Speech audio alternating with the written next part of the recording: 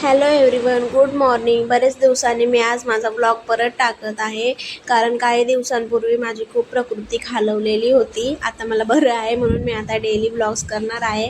Video continue बघा. आज आपण बनवूया, एवढ्या छान मस्त वातावरण आहे, तर मी आज गरम गरम सुजीचा हलवा बनवते. सर्वात पहिले मी तूप घेतलं, थोडेसे ड्रायफ्रूट्स होते ते मी भाजून घेतले व्यवस्थित, आणि ते थोडेसे माझ्याकडून करपल्या पण गेले होते, पण असू द्या, चांगले लागले होते.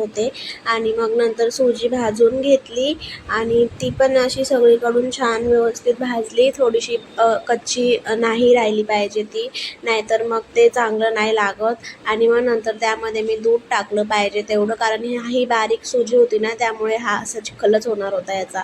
असं होऊ द्या, पण मला आवडतो. मग मी थोडी चवीप्रमाणे, जसं जेवढं तुम्ही गोड खाता तेवढं साखर टाकायची. आणि बघा, आपली छानशी सुजीचा हलवा तयार आहे. एन्जॉय.